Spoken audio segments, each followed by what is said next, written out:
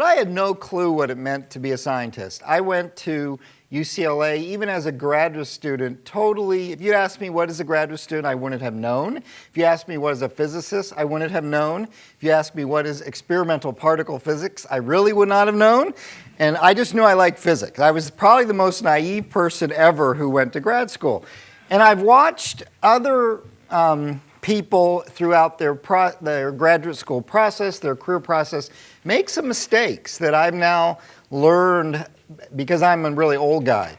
And so I wish somebody to me had said, well, what is graduate school? How do you succeed as a Christian? So this won't be applicable to everyone. It'll be more applicable to some of you. But, you know, there's a long history of scientists who are Christians who've made great impact on our society, on our worldview. And, you know, I think us who are leading this lab hope that some of you become the next generation of scientists who are Christians and who are making an impact both in their science and for the kingdom of God. And to do so, you need to understand how the system works a little bit. Again, something I had no idea. So I'm going to dovetail a little off what Kate said. I'm going to talk a little bit about graduate school, a little bit about careers, a little bit about principles for success, what to do and what not to do, and a little bit about how to live as a Christian. And I'm hopefully going to talk about 20 minutes. And then we've all talked a little bit about your career as a scientist, Katie, Jeff, and I, so we'll all take questions at the end. So let me just tell you, graduate school is not more undergraduate. I used to think that you go to school. So what do? You take classes till you're done. No, you don't. You take about 2 years of classes, you take qualifying exams, and then you do research. Graduate school is a research degree. Most of your life in graduate school after the first 2 years is more like a job than like school. The first 2 years could be the hardest years of your life. The first 2 years of my grad school were the hardest years intellectually, emotionally, spiritually that I had ever been through, that I may ever be through in my life. As Katie said, it required more perseverance and discipline than I could imagine. But ultimately, when you start to do research, it's still demanding, but it's a different kind of thing. So don't think, oh man, I got 6 more years of school. You do have 6 more years after undergrad, but it looks quite different. Most graduate students in STEM, that's if you don't know, science, technology, engineering, and math, get stipends. You don't have to pay for school. They pay you to go. It's usually not enough to make any money, but it's enough to survive. And so that's kind of nice. Some more things. A PhD then is a research degree. It requires that you do original research. That's why you spend 4 years doing research and 2 years taking classes. I once had a Nobel Prize laureate tell me this: only go to graduate school if the job you want requires graduate school, because it's too hard to do otherwise. I think it's pretty good advice. It's not advice I knew because I had no idea what a graduate degree meant. But still, think long and hard about it. It's challenging, but it's really worthwhile. If you want a career in science, almost every career in science requires a PhD, particularly in pure science, physics, chemistry, math. Almost any higher education job, teaching at a university requires a PhD. There are some engineering jobs that don't require PhDs. You can do engineering with bachelor's or master's. But if you want to do pure science in your life, if you want to teach at a university, you're probably going to need a PhD. Even if you just want to teach, like I want to go teach at a Christian college, you're going to have to do research for 4 years because the PhD is a research degree. So I often ask students, well, what does it mean to do research? What are research requirements? And that's what I want to go through. I'm going to give you 6 requirements for research. The first is dedication. Your research has to be your highest priority. You can't do research half-heartedly. When you get into it, it becomes all-encompassing. Is that good or bad? I don't know. It's the way it is. You have to be productive. No one's going to say, did you spend 10 hours in the lab? Great. Did you accomplish anything? No. Great. Well, at least you put the time in. Nobody cares how much time you put in. What they care is how productive you are. It can be very frustrating at times because you may put in a full week and accomplish nothing, and your advisor, your mentor is going to say, well, so, I don't care that you put in a full week. Depends on how nice he or she is. Some are nice, some are not. But just putting in time doesn't matter. You're going to be judged on what you can produce. So ask yourself, what do I need to get results? When you hit a roadblock, go talk to somebody. I've hit a roadblock. I don't know what to do, because just putting in the time isn't good enough. You have to be self-motivated in general. You're not taking any classes. You're not taking any tests. It depends on your advisor. For some advisors, no one's telling you when to come in, when to leave. Some advisors will micromanage your life. But you have to be self-motivated. I don't know a single scientist who isn't self-motivated. You have to be creative. Now, this you don't have right away. When you start out, your advisor will tell you what experiments to do. But eventually, the goal is to do something no one else has done before. So where does that idea come from? Right? It comes from being creative yourself. And so this is research. It's not, I got to go to class and learn some new things and take a test. It's a whole different environment. This may be the most important characteristic, is perseverance. As Katie said, I know some really smart people who failed in graduate school. And I also know some relatively smart people who succeeded in graduate school. And the difference was, like Katie and I. And the difference was perseverance. At some point, you will hit a wall. At some point, you will think it's not worth it. At some point, you will want to quit. It happens with everybody. You're not, not cut out for this because you can't go any farther. All of us get to the point where we can't go any farther. This is why you really want to know you want to do it. People who just try graduate school because they don't want to try the real world will seldom succeed. All right? I'm painting kind of a dismal picture. It's not so bad, right? There's a lot of us who've done it and are excited about it. It is hard. And I wish someone had told me, your life's going to be hard, but when you get through, like many hard things, right? You run a marathon. Is that easy? No. What happens when you get across the finish line? You're elated. You think you can do anything now. This is what happens when you get your PhD, right? You now think you can do anything. If I've done that, there's nothing that can stop me, right? But it is hard. You got to be careful. Your results shouldn't be wrong. You don't want to publish something that you have to retract. So be careful and be thorough. My students will make a plot and they'll walk into my office and I'll look at the plot and I'll say it's wrong. And they'll say, well, I just spent a week making this plot. How do you know it's wrong? And I'll tell them, because I know kind of what this should look like. And it doesn't look anything like it should. And I'll point out there are uncertainties and they're wrong or something. And so, be thorough, be complete, be careful what you're doing. Good enough isn't always good enough. Ask tough questions. So one of the complaints I have about graduate students is they make a plot and they think it's right. They never look at it and say, does this make sense? Is this reasonable? These tough questions about the results. I'm trying to teach you to think as a graduate student, because ultimately I'm going to push the little bird out of the nest and the little bird has to fly on his own. And so the bird has to learn to think. Sorry for the analogy, but it's there, all right? I'm sure there's a lot of other things, but those are some I think of. Now let me warn you about something called the impostor syndrome, all right? So this is something everybody hits. You get to grad school, you are struggling. It is hard. You think, there's no way I should be here. And everybody around you looks competent. Everybody around you looks like they're swimming just fine and you're drowning. And you go, I shouldn't be here. I'm an imposter. Everybody else is a real grad student, not me. Everyone feels that way, but no one shows it. All right? And it particularly happens with those who are underrepresented in the field. So in my field, only 20 or 30% are women. So women feel more than men that they're the imposter. Minorities are very rare in particle physics where I work. So, if you're an African-American woman in particle physics, you're really going to feel this because you're drowning. You think nobody else is drowning.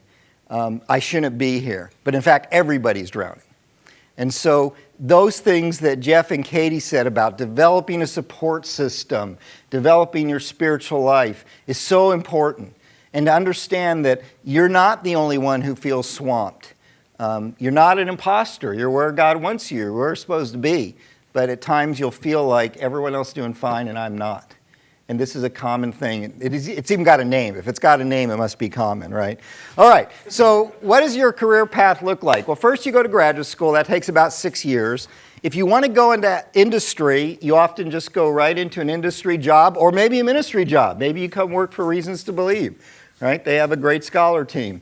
But if you want to go into academics, the next thing you do is a postdoctoral research job. These could be anywhere from 2 to 6 years or so. And basically, you continue to do research under the supervision of a senior professor or something. But postdocs, we actually call this postdoc hell because you feel like you're in postdoc hell because you're always waiting for your next job. But in reality, it's one of the best times in your career. You don't have to worry about writing grants and teaching classes and all these things that professors have to worry about. You get to just do research, and you have your PhD. The pressure is off. You're the expert. It really is an awesome time. I often tell postdocs, you think you're in postdoc hell because you're waiting for your next job, but really enjoy this time. It's a time when you are the expert, you are doing great research, you don't have to worry about other things, you're getting a decent salary usually, but it's often considered, because you know you're in a holding pattern, it can be tough. If you're fortunate, you'll get a faculty job. Faculty jobs are hard to get. And then there's 3 levels of faculty. Assistant professor, usually after about 6 years of that, you're up for a tenure position. And then that gives you a job basically for life. This is one nice perk of academics. And then finally maybe a full professor. And then you die sometime when you're in the lab because you never leave your job. So that's kind of where I am, somewhere there, ready to just, yeah. So what does a faculty member do? You all think, you've had faculty members, they must be teachers. Well, no. Faculty members are primarily researchers. I spend 50% of my job doing research, which means things like writing papers, writing grants to get money, mentoring students. I do a lot of, now that I'm old, I do a lot of just supervising people. They do the work. The joke I always tell is Bill Gates doesn't write code anymore. He supervises those who does, because when you proceed up the ladder, you tend to do that. You'll teach. I teach a lot of general education classes. We were talking with some people yesterday. Some of you are like pre-med or something. I teach a lot of medical students, physics for life science majors. And then you do service, things like sitting on committees for your department or your university.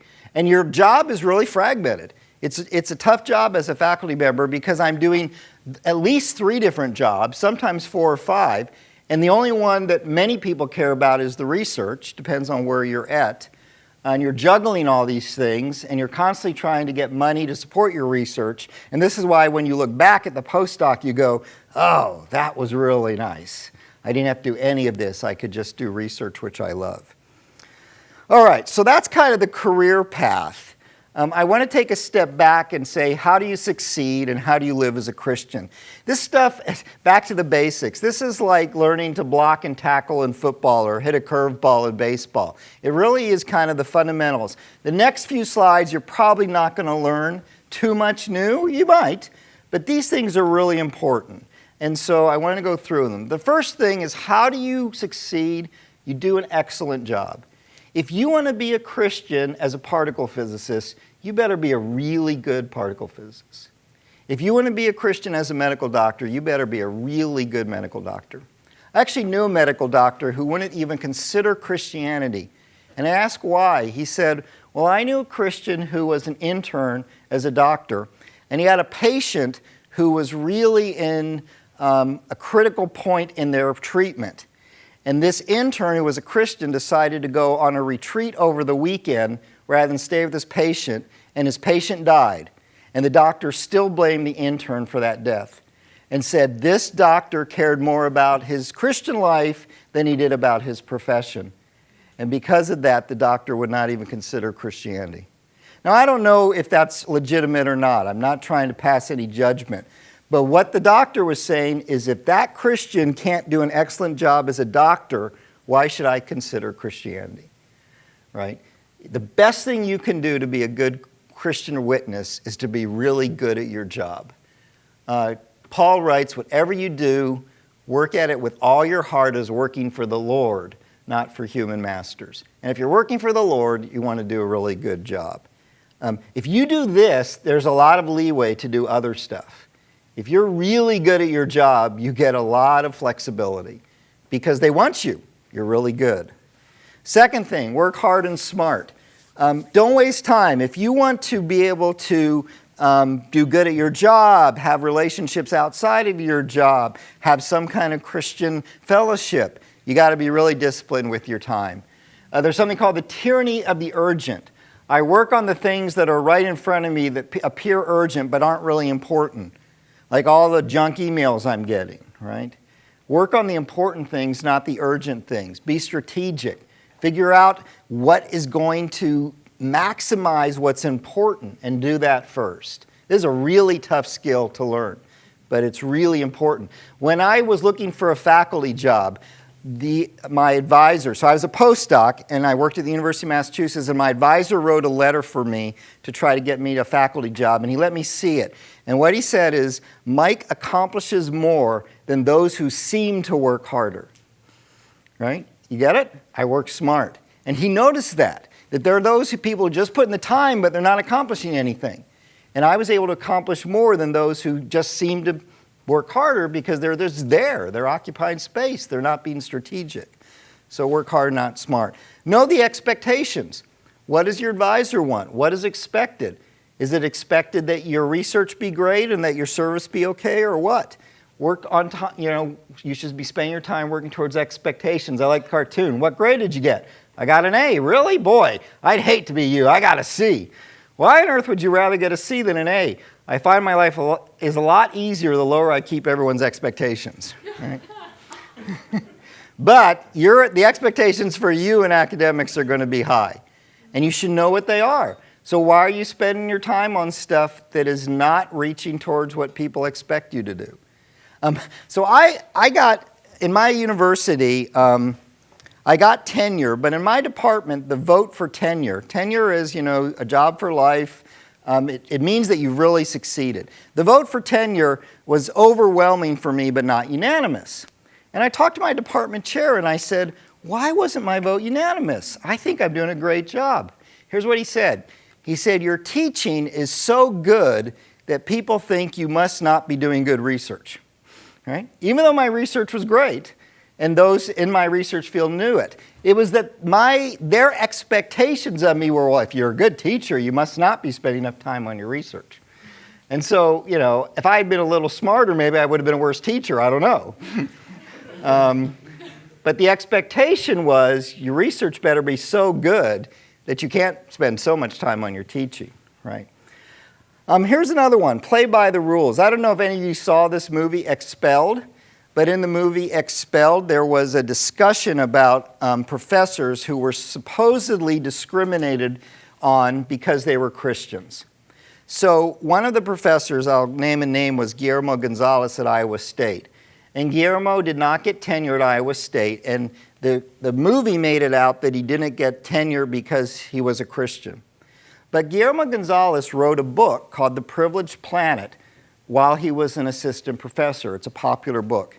So I've talked with other professors. They say, nobody I've ever known who wrote a popular book while they were an assistant professor, regardless of the subject, got tenure. Because if you have the time to write a popular book as an assistant professor, then research isn't important enough for you. The book could have been on yoga, could have been on how to climb Mount Kilimanjaro, doesn't matter. It's not that it was a Christian book. It was because he didn't understand how the game is played. The game is played that as an assistant professor, research should be your most important thing. You should never have time to write a popular book, regardless.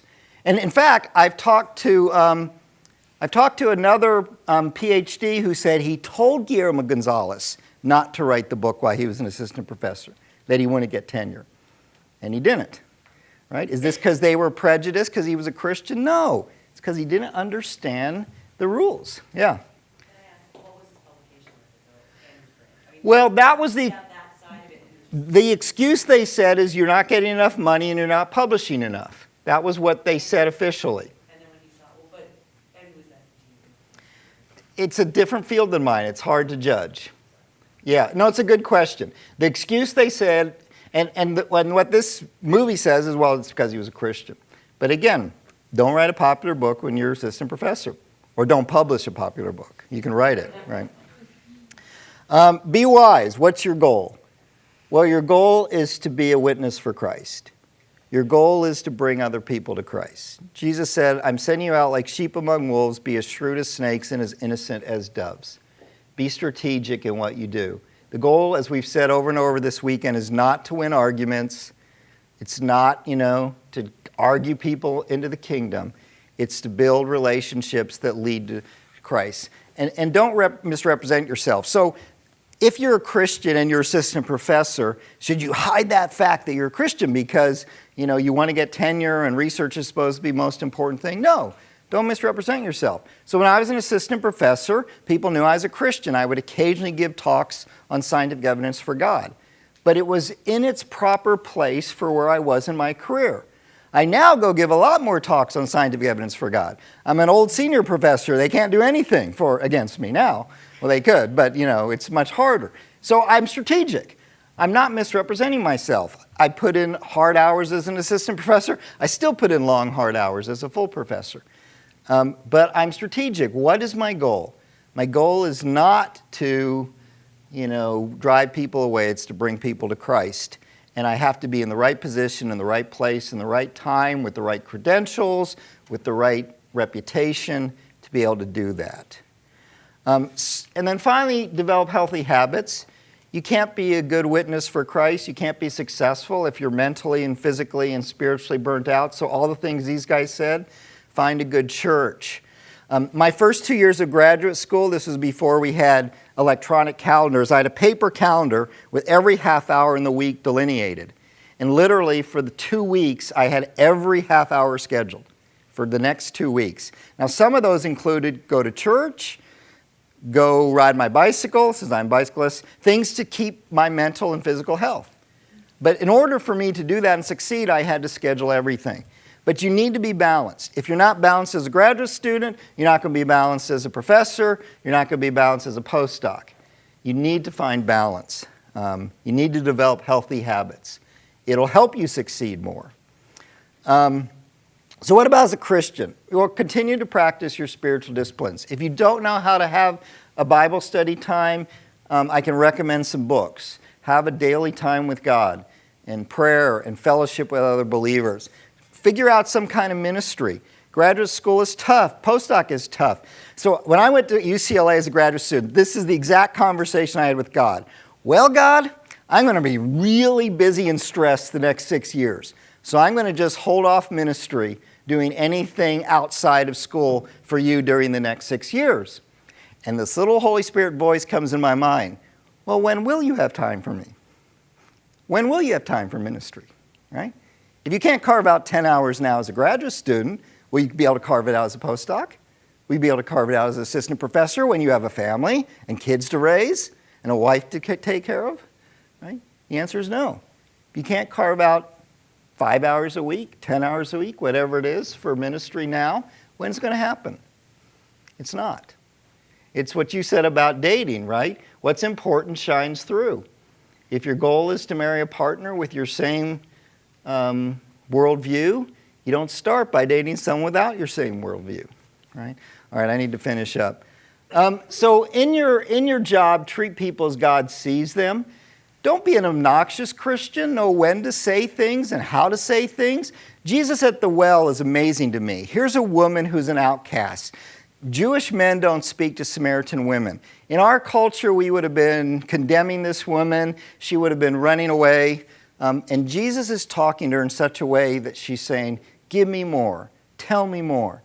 In a totally culturally position where everything should have been going against Jesus, she's saying, I want to hear more. This is a great message. And that's the goal. This is what we need to do. So you're going to be a Christian professor or a postdoc. How do you use that to attract people to Christ? And the only answer I know is pray about it. I don't want to speak up in every situation, but I don't want to be silent in every situation. I was at a major conference in Chicago at Fermilab, And this one guy gave this talk, it was kind of an evening talk on how terrible certain Christian worldviews are. I mean, that's not what he called it, but that's what he eventually said. And I was just thinking, oh man, what am I going to do? I don't know what to say. And this other physicist stood up, and his words were brilliant.